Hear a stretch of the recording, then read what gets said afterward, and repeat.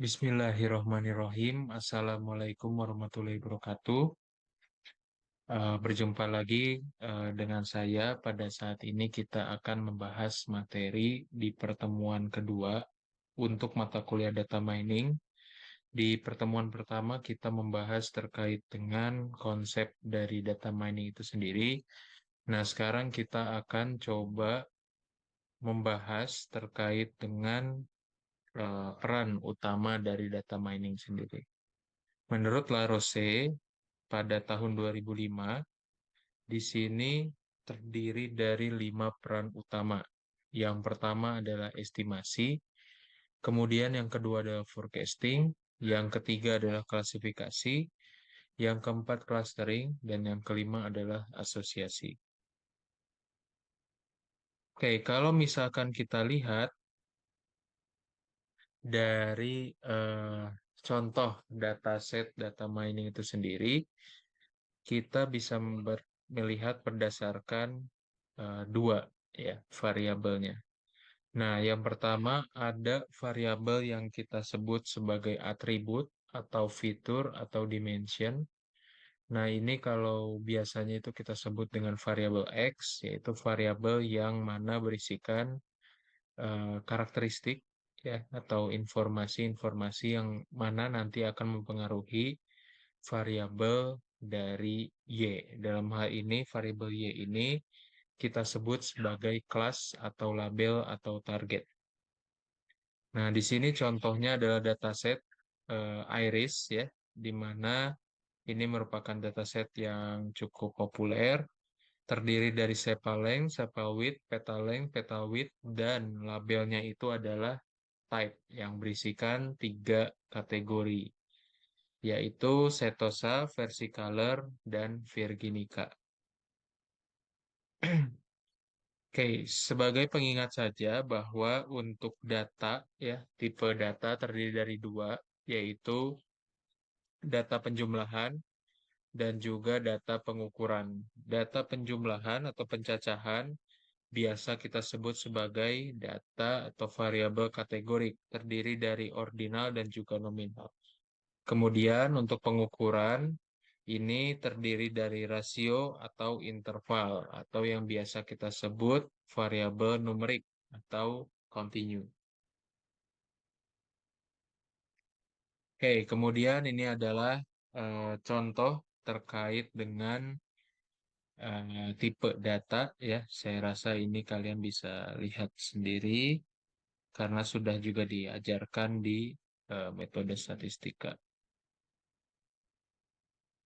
Oke, sekarang contohnya terkait dengan peran pertama itu adalah estimasi waktu pengiriman pizza.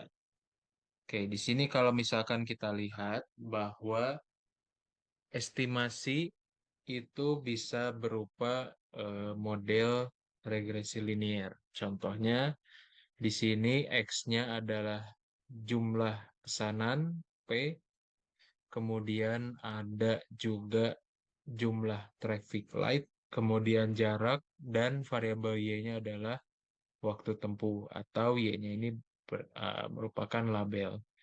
Nah, berdasarkan metode estimasi menggunakan regresi linear diperoleh waktu tempuh atau T sama dengan 0,48 P jumlah pesanan ditambah 0,23 TL ditambah 0,5 J. Nah, ini adalah proses dari merubah data menjadi pengetahuan yang mana kita pelajari di pertemuan pertama. Nah, pengetahuannya itu adalah berupa pola yang berbentuk model regresi. Kemudian contoh lainnya di sini adalah untuk terkait peran forecasting. Dalam hal ini kita amati berdasarkan dataset harga saham. Di sini ada beberapa variabel yang bisa kita amati. Yang pertama adalah close, yang mana ini akan kita sebut dia sebagai label. Kemudian ada keterlibatan data rented atau deret waktunya, yaitu tanggal. Kemudian yang lainnya ada open, ada high, ada low, dan ada volume. Salah satu dari metode forecasting yang ada pada data mining itu adalah neural network. Nah, apa yang dihasilkan dari neural network? Yang dihasilkan adalah sebuah pengetahuan tentunya berupa pola neural networknya. Di sini neural network itu biasanya dibagi menjadi 3 layer, yaitu input layer, hidden layer, dan output layer, di mana input ini bergantung dengan jumlahnya variabel X, ya. Kemudian hidden layer ini kita tentukan, kemudian output layernya itu tergantung dari jumlah variabel Y. Kemudian tentunya secara umumnya forecasting itu berhubungan dengan plot. Nah, di sini akan muncul juga prediction plot, di mana kalau misalkan kita lihat, kita bandingkan antara nilai sebenarnya dari close atau dari label dibandingkan dengan hasil prediksi berdasarkan model neural network. Kalau misalkan kita lihat di sini, garisnya itu cukup berimpit sehingga model neural network ini bisa dikatakan dia itu sangat atau lumayan akurat. Kemudian peran selanjutnya adalah terkait klasifikasi. Contohnya, misalkan ada kasus di mana kita ingin mengklasifikasikan terkait kelulusan mahasiswa. Berarti labelnya itu berisikan informasi terkait kelulusan. Apakah dia itu lulus tepat waktu atau tidak. Dan dia diukur berdasarkan atribut atau fitur, misalkan di sini nilai UN, kemudian IPS 1, IPS 2, IPS 3, IPS 4, dan lainnya. Nah, misalkan di sini kita akan lakukan dengan menggunakan metode decision tree C4,5, hasilnya akan menghasilkan sebuah diagram, ya, pohon keputusan. Misalkan di sini dari sekian banyak atribut yang perlu kita amati pertama kali itu adalah status mahasiswa. Ketika status mahasiswanya itu adalah bekerja, maka yang akan kita amati selanjutnya adalah IPS 2. Ketika skor IPS 2-nya itu lebih dari 3,59, maka kita bisa nyatakan bahwa mahasiswa tersebut akan lulus tepat waktu. Jadi kalau misalkan nanti ada data baru, kita cukup mengamati dari pola yang ada berdasarkan pohon keputusan ini. Nah, jadi tergantung dari atribut-atribut apa yang harus kita amati pertama kali secara hierarki, dilanjutkan berdasarkan isiannya. Misalkan yang tadi, status mahasiswa tentunya akan ada dua kemungkinan nilai, yaitu apakah dia statusnya sambil bekerja ataukah dia statusnya adalah mahasiswa reguler. Tentunya ini akan berbeda berdasarkan status mahasiswanya. Oke, tentunya ini akan ada unsur statistiknya, di mana kalau misalkan biasanya decision tree itu dia mengukur berdasarkan sebuah nilai yang disebut dengan entropi atau information gain. Nah, itu adalah sisi statistik dari proses decision tree. Oke, contoh lainnya ini adalah terkait dengan rekomendasi bermain golf. Di sini ada variabel-variabel yang bisa kita amati. Atributnya ada 4, yaitu outlook, temperatur, humidity, dan juga windy. Kemudian labelnya adalah keputusan bermain atau play, yang mana dia itu terdiri dari dua kemungkinan, yaitu yes or no. Tentunya ini juga akan berupa decision tree berdasarkan atribut-atribut secara hierarki yang mana yang akan kita amati dulu. Nah, tentunya di sini ada prosesnya, yaitu kita mencari atribut mana yang harus kita dahulukan, ya. Berdasarkan isian atribut tersebut, maka jalurnya pun akan berbeda. Oke, misalkan di sini ketika outlook-nya itu adalah overcast, maka tidak perlu melihat atribut lainnya, maka kita akan langsung bermain golf. Tapi kalau outlooknya rain ataupun sunny itu akan berbeda. Harus ada pertimbangan lain dari atribut yang lain. Oke, kemudian peran selanjutnya adalah terkait dengan clustering atau yang biasanya kita sebut klasterisasi. Nah, di sini adalah misalkan ada dataset bunga iris ya. Di sini yang membedakan antara klasifikasi dengan klaster itu adalah ada atau tidaknya label. Misalkan di sini atributnya ada A1, A2, A3, A4 dan kita akan lakukan clustering menggunakan metode Cummins. Hasilnya di sini berupa 3 klaster. Nah, dalam penentuan klaster ini tidak bisa kita tentukan sembarangan. Ada beberapa metode yang mana kita bisa mencari dari rentang sekian sampai sekian dan nilai atau jumlah klaster optimumnya itu ada di angka berapa. Misalkan di sini berdasarkan jumlah atau klaster optimumnya adalah klaster dengan jumlahnya itu 3. Maka di sini akan ada 3 klaster, ada 3 warna, yaitu klaster 0, klaster 1, dan klaster 2. Nah, interpretasi dari clustering ini tentunya berdasarkan posisi dari si titik-titiknya.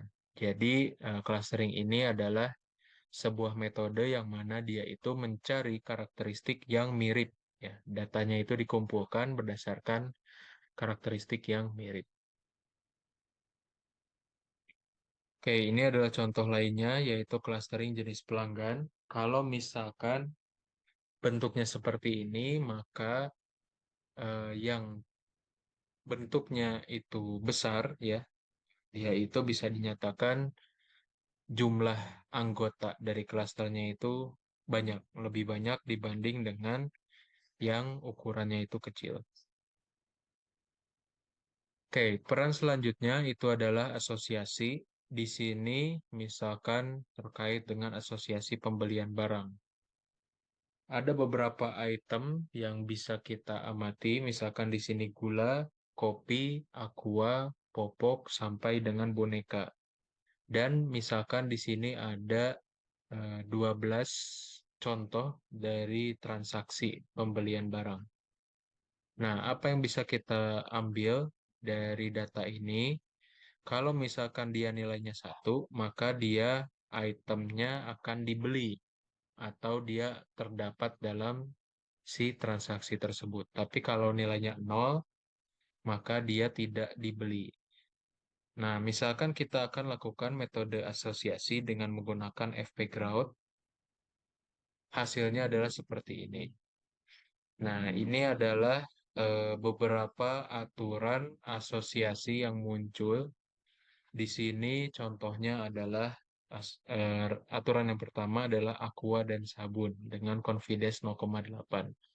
Kita meyakini bahwa kalau seseorang membeli aqua, kayaknya jarang ya kalau misalkan dia selanjutnya membeli sabun.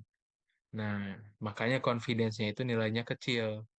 Sedangkan misalkan kalau kita lihat contoh lainnya, di sini ada pembelian sabun, kemudian celana, kemudian dia akan membeli sampo. Ketika sabun dan celana sudah dibeli, maka dia akan membeli sampo. Nah, itu mungkin bisa lebih apa ya, lebih make sense karena bisa saja dia itu untuk keperluan anaknya sehingga sampo dan sabun ini dan celana tentunya itu akan dibeli secara bersamaan. Kalau misalkan kita mengamati secara, misalkan kalau ada yang sering belanja ya ke geria, kemudian ke supermarket atau minimarket lainnya, biasanya kan kita mengamati ada lorong dengan item-item yang ada di lorong tersebut. Nah, itu bisa saja berdasarkan aturan asosiasi ini. Jadi, memang secara sengaja ditempatkan di lorong yang sama. Nah, ini adalah contoh dari aturan asosiasi. Misalkan pada hari Kamis malam ada 1.000 pelanggan telah melakukan belanja di supermarket ABC, di mana dari 1.000 pelanggan tersebut 200 orang membeli sabun mandi, dan dari 200 orang yang membeli sabun, 50 diantaranya membeli Fanta. Nah, di sini ada dua item, misalkan item A adalah sabun, item B itu adalah Fanta, maka aturan asosiasinya adalah jika membeli sabun mandi, maka akan membeli Fanta. Nah, ukuran statistik dari asosiasi itu adalah support dan confidence, di mana support ini kita lihat berdasarkan pembelian item A, yaitu sabun mandi, sebanyak 200, dibagi dengan jumlah transaksi, yaitu 1.000 pelanggan. Kemudian, confidence itu kita amati berdasarkan nilai dari pembelian kedua item, ya. Artinya yang 50 ini adalah orang-orang yang membeli sabun dan Fanta, dan dibagi dengan pembelian item A, yaitu sabun mandi. Jadi nilai supportnya diperoleh 20%, nilai confidence-nya akan kita dapatkan 25%. Nah, ini adalah ukuran statistik dalam aturan asosiasi. Contoh lainnya adalah algoritma a priori yang juga sering digunakan, kemudian FP growth, kemudian GRI. Oke, contoh lainnya misalkan ketika kita membeli buku di Amazon.com, misalkan di sini ada 3 buku yang akan dibeli, biasanya si e-commerce itu akan membuat daftar rekomendasi. Daftar rekomendasi ini tentunya berdasarkan dari historis dari pembelian sebelumnya. Makanya di sini judulnya adalah customer yang membeli 3 item atau buku ini juga membeli buku sebanyak rekomendasinya. Nah, jadi ini diurutkan berdasarkan seberapa sering transaksi itu dilakukan secara bersamaan. Oke, kemudian dari beberapa contoh tadi penerapannya, maka kita bisa merumuskan metode algoritma data mining ini menjadi 4 jenis, yaitu ada supervised learning, ada unsupervised learning, kemudian ada semi-supervised learning, dan association-based learning. Oke, supervised learning ini adalah sebuah metode yang mana dia itu bisa dikatakan pembelajaran dengan guru. Oke, supervised learning itu adalah sebuah metode pembelajaran dengan guru. Artinya ada informasi awal, ya. Biasanya kan kalau kita kaitkan dengan seorang guru, guru itu memberikan keilmuan kepada kita atau memberi ilmu pengetahuan. Makanya supervised learning itu ciri-cirinya adalah datasetnya memiliki target atau label atau kelas. Jadi label atau target ini digunakan sebagai informasi awal keputusan dari metode atau prediksi, ya, prediksi dari data itu sendiri.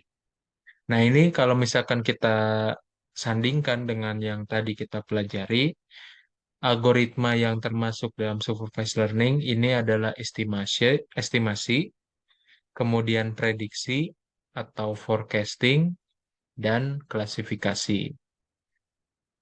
Nah, dia itu juga algoritmanya dilakukan berdasarkan tentunya dari informasi variabel target atau label, yang mana dia itu terasosiasi dengan variabel prediktor atau atribut. Nah, ini adalah contohnya, ya, sebagaimana yang tadi juga ditampilkan, adanya label di sini menandakan bahwa dia masuknya ke supervised learning. Kemudian ada unsupervised learning. Unsupervised learning adalah lawannya dari supervised learning, yaitu variabel target atau label atau kelas tidak ditentukan lebih dulu. Jadi tidak ada ya, tidak ada informasi apapun terkait dengan si label ini. Maka dia algoritmanya, cara kerjanya adalah dengan mencari pola dari seluruh atribut. Nah, kalau misalkan kita lihat dari contohnya tadi, algoritma clustering adalah algoritma unsupervised learning. Contohnya adalah ketika dataset iris kita tidak melihat dari sisi tipe dari bunganya, maka dia masuknya ke clustering. Kemudian semi supervised learning itu adalah metode kolaborasi antara supervised dan unsupervised, di mana metodenya ini dilakukan dengan menggabungkan data dengan label dan tidak berlabel sekaligus. Nah, contohnya di sini adalah kalau ada tanda bulat dan di sini ada plus atau minus, itu ada keterangan labelnya. Tapi kalau tidak ada corak apapun, itu tanpa label. Nah, kegunaannya, data yang memiliki kelas atau label digunakan untuk membentuk model, sedangkan data tanpa label digunakan untuk membuat batasan antar kelas. Oke, ini adalah contoh beberapa metode data mining berdasarkan perannya masing-masing ya. Estimasi dan forecasting saya rasa mirip ya metode data miningnya karena secara yang kita pelajari juga contohnya terkait peramalan itu pun ada salah satunya metode ARIMA. ARIMA itu adalah model autoregressive moving average. Nah, kalau kita lihat dari segi definisinya sendiri, itu sebenarnya ada proses regresi di sana. Jadi, di forecasting pun kita bisa menggunakan regresi. Kemudian ini adalah pola atau output dari metode data mining, bisa berupa formula atau function, kemudian bisa berupa decision tree, kemudian bisa berupa korelasi dan asosiasi, bisa berupa rule atau aturan, dan cluster.